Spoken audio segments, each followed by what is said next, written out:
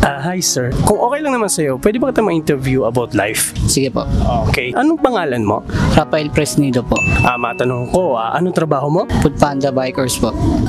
Rafael, nagmahal ka na ba? Yes po. Anong pakiramdam na nagmamahal? Sobrang sarap po sa pakiramdam kasi nandyan siya palagi. Nasaktan ka na ba? Sobra po. Anong feeling naman yung nasaktan? Sobrang sakit kasi nandito pa rin yung hinanakit sa puso na hindi ko malilimutan.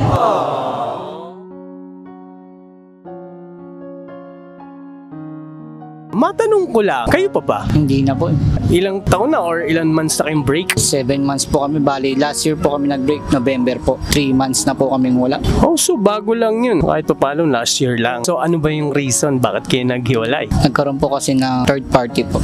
Ouch! Third party! Anong pakiramdam mo nalaman mong may third party? Hindi ko po expect na ganong ginawa niya sa akin. Halos ibuhos ko lahat ng attention ko. Nung nararamdaman ko, naging loyal ako sa kanya. Iniwan ko lahat para sa kanya. So tanong ko sir, kumusta ka na ngayon? Nakaka-recover ka na ba sa sakit na naramdaman mo? Hindi pa rin po eh. Sobrang sakit kasi. Parang hirap tanggalin. So naiisip mo pa rin siya sa gabi-gabi? Parang ganon? Opo, kasi lagi kami magkasama tuwing gabi.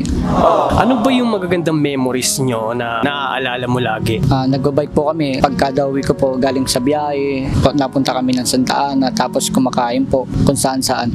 Para sa'yo, paano ba ang maging tunay na masaya? Magiging tunay na akong masaya kung magiging okay kami ulit at ibalik yung nakaraan namin dalawa. So maasa ka pa rin na babalikan ka niya? Yes po, kahit malabo na po pero umaasa pa rin ako na magbabalikan kami. Kahit alam mo may third party na parang gusto mo pa rin siyang balikan sa ginawa niya sa'yo. Bakit? Mahal na mahal mo ba siya? Yes po, kahit anong ilang beses niya pa ako saktan, patatawarin ko po ulit siya. Wow! Gaano mo ba siya kamahal? Sobrang mahal sir, mas mahal ko pa siya kaysa sarili ko. Pero hindi na kayo. Yes po.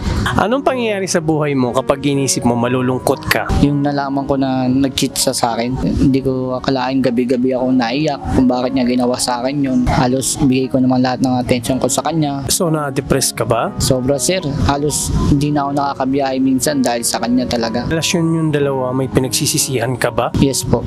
Yung minahal ko siya ng todo, ibinuhos ko lahat ng attention ko sa kanya. So hindi nagtira sa sarili mo? Hindi po sir, umikot na yung mundo ko sa kanya. Kaya siguro nahihirapan ka ngayon mag-move on, no? Sobra sir, kasi siya lang yung babaeng nagpatunay sa akin talaga na mahal niya ako kahit sinasaktan niya ako. Sinasaktan ka niya pero mahal mo pa rin siya. Opo sir, ganun kasi ako magmahal talaga sir.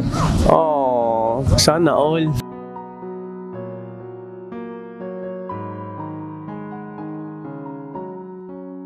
So dahil sa ngayon, single ka, kung magmamahal ka ulit, ano yung mas pipiliin mo? Yung taong mahal mo o yung taong mahal ka? Yung taong mahal ako sir. Kasi naramdaman ko na yung taong minahal ko kasi kaysa sa akin eh. Para maramdaman mo naman yung effort niya, no? Yes po sir.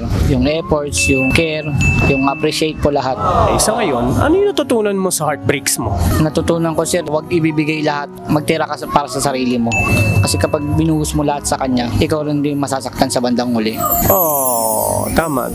If ever na mapanood niya yung video na to, yung ex-girlfriend mo, ano yung gusto mong sabihin sa kanya para malaman niya yung ipinadaman niyang sakit para sa'yo? Tingin ka sa camera at sabihin mo yung gusto mong sabihin mo sa kanya. Mag-ingat ka palagi, kahit sinaktan mo ako ng ilang beses, mahal na mahal pa rin kita.